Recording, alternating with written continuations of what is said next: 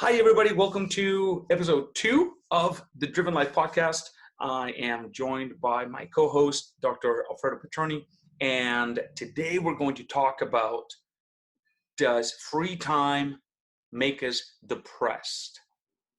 Dr. Alfredo, why don't you take it off? Why do you think this is relevant right now with what's going on? Well, from personal experience, we have lots more free time. Yeah. Going from days where I think one of the things that I really started to realize is that day to day, like just the kind of like go around and go about and like getting from one place to another, like how much time that actually takes in a day, because when you're not doing it, time you got lots more free time on your hands and lots of different ways that you have to try and think of and be creative to fill that up. Yeah. And so what happens when the days just start blurring one into another and you're like, I don't even know what day it is? Like, Yeah. that's when you start noticing it, right? That's when you're like, oh my God, another day just went by. Like it's already nighttime. And What? it's like we're halfway through February or April. I don't even know what month it is. we're, we're That's a halfway good, we're yeah. halfway through April, and it seems to just kind of gone by in such a flash. Yeah. And then especially when like usually I'm so regimented in my days and my numbers, and that just comes with kind of the aspects of running a business where you're like doing like your weekends and your month ends and your end of day kind of procedures. Yeah. I don't have any of that right now, and Right. it's similar to you. So yeah, there's lots more free time I know on my hands, and I can Now, imagine. what do you think is it about it that can potentially lead to a dark place? So if I were just to say off the top of my head, I would go, it's probably our own like self-saboteur that lays in our mind that gets there. Because for me, it's the more time I have to think, the deeper down these kind of like spirals of like, what I could be doing, what I should be doing, what I was doing better before. Like those thoughts really start to kind of percolate and come in my head. Mhm. And then like the more time that I have to think about it, the worse that they get, and it becomes an even greater challenge to not only like be productive, but then to turn off those kind of thoughts that are coming up in your head. Yeah, I think our mind is like an axe, and you need to sharpen it every day, right? That's where the like if you were heading out to the shed to chop wood every day, you would sharpen that axe. If not every single day, like every other day, right? Yeah. Like you would need it to. It would just make it a lot easier. It would cut through that wood like a knife in butter, right? The problem with not having structure, with having too much free time, with it not mattering what time you wake up or what time you go to bed, because who cares, there's nothing to do and you have all day anyways, that just leads to a very dull axe up here, and then when we want to use that axe, it doesn't work. Doesn't work. Yeah, and what's funny too is that it's almost like the grass is always greener on the other side, like that analogy, or like this ideology that like that's what we strive for and want is more free time. But I think in reality, it kind of sucks when you're just like forced into that. Like Yep. when you didn't earn it. Like it's so different right now Oh, I like because that.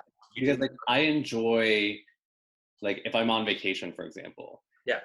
because that vacation that I planned, like had to plan for usually months and months, and even for some people it's probably like a year. Like you go into a year and Yep. plus into planning some trips. Yep. um, and so when you get that free time and that time off, you're so much more grateful because it's been something that you worked hard for and you worked to achieve. Yeah. Whereas this kind of free time that we have right now, it's so Post. different. So what?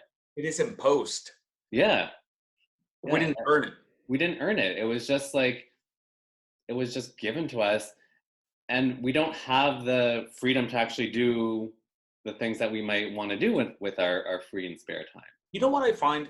I find that it's important that we are doing something difficult every day. I think you hit it on the head. The importance, what makes you be able to lay your head on your pillow at night and feel satisfied and feel proud of yourself is not having lived through the day, although sometimes that alone can be an accomplishment. But it's an accomplishment because it was difficult.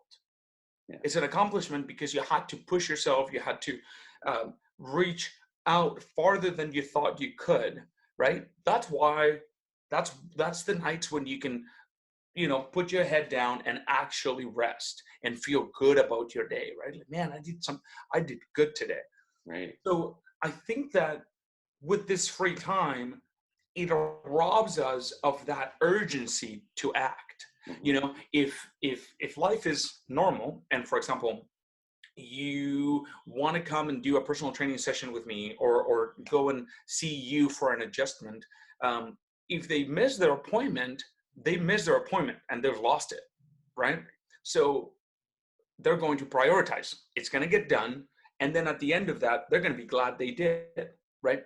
When there is no constraints on time and you can do it at, you can wake up in the morning at 7 and do your workout at that time, or you can do it at noon, or you can do it at midnight. Like, it doesn't matter. That's a slippery slope. It just feels like I can do it whenever, so I'm never going to do it. Yeah. Yeah, I agree. Like, it's such a slippery slope with, like, telling yourself that you don't have to do things or that it doesn't matter, and then next thing you know, it's like 5 o'clock in the evening and you've done nothing And with now your you're day. tired. Yeah. Yeah. Something. So now the good thing I believe is that in order to give our viewers here, our listeners, some actionable advice, I don't think that it necessarily means that you have to be super busy all day.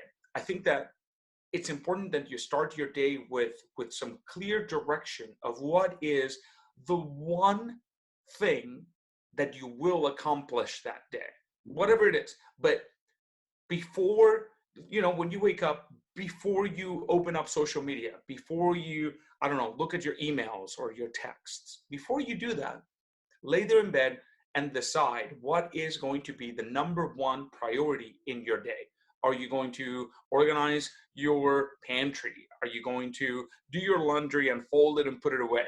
Are you going to clean up your room? Are you going to work out? Are you going to track your food? Whatever it is, but set that intention. And that is the one thing. And tackle that first. If you can do that after coffee and bathroom break, but if you can get that out of the way, you're going to not only feel better, you're going to create momentum. And that momentum gets you out of feeling like there's a dark cloud of just too much time hanging over your head, right? Yeah, I completely agree with you. And I think that you nailed a really good point with that momentum. Mm-hmm. It's like, even take that one step further and challenge yourself to see how much you can actually get done in a day. Yeah. Like, if you set that one intention of, like, I don't know, let's use reading, for example. Like, I'm going to read 20 minutes every morning before, like, a book, a novel, not like social media or news or that stuff, right? I'm going to read my novel for 20 minutes a day.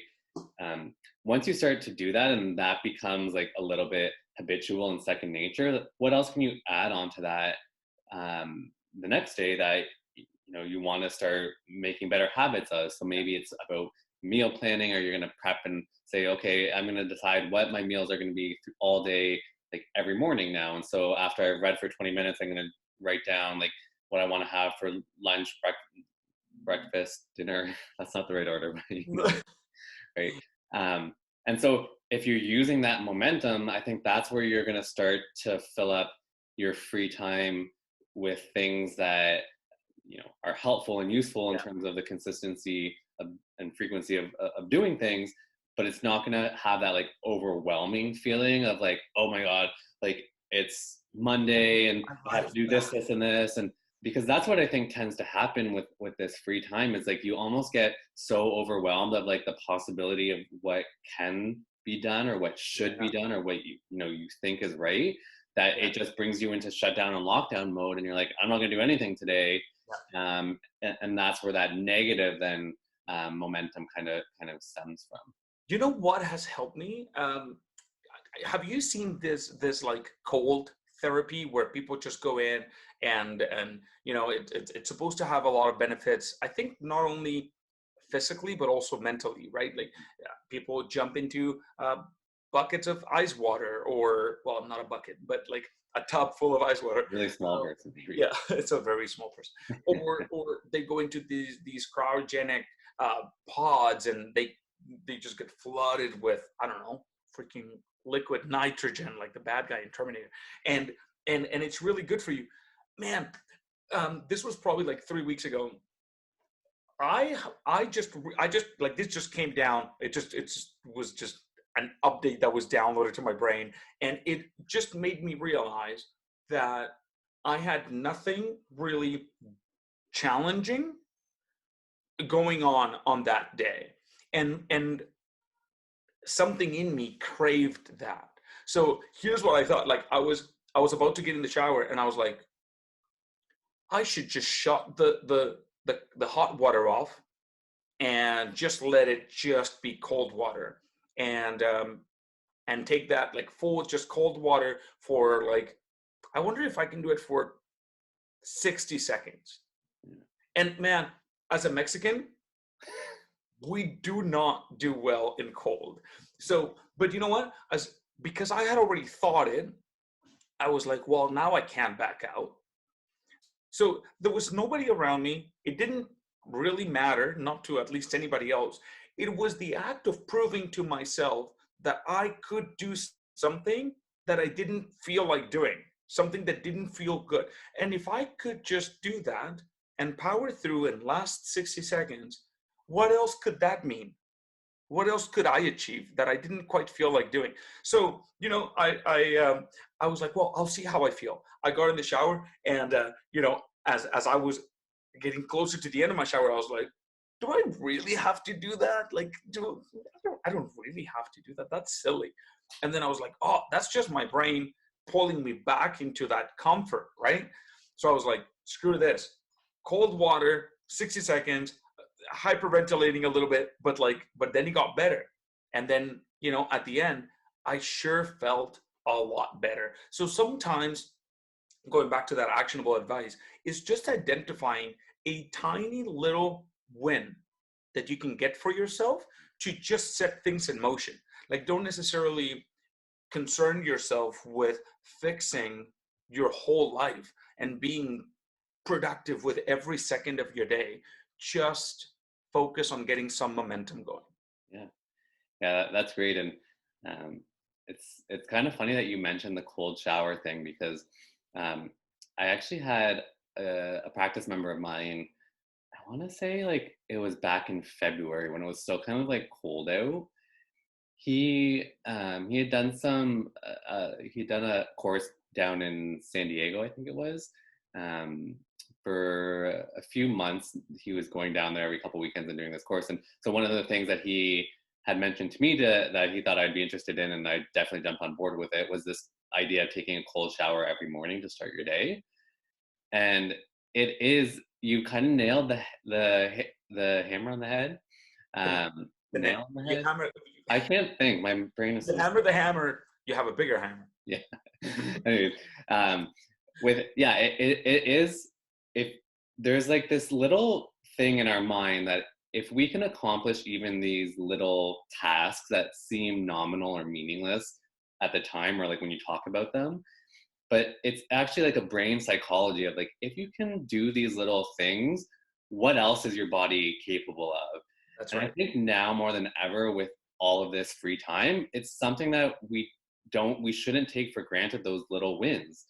And even doing something as simple, and so just for the record, like I've been doing these cold showers for like months now, and Oh, it's wow. easier and easier every time. And there's another cool thing that with a lot of health benefits in terms of your breathing. So I actually do like this little breathing routine before I jump in the shower, and it helps it feel, Is get that rid the of Wim that Hof shock method? value.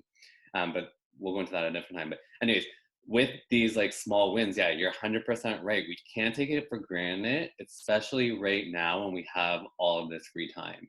And if you're the type of person that, you know, you aren't used to acknowledging these small wins and successes in your life, do something that's going to make you remember it. So whether it's every night you have to sit down and, pull up your phone, start a note in your iPhone, or I don't know what Androids use, but whatever, start a note or a file where you write down like 3 things that you were successful of that day, or 3 things that you did that were positive.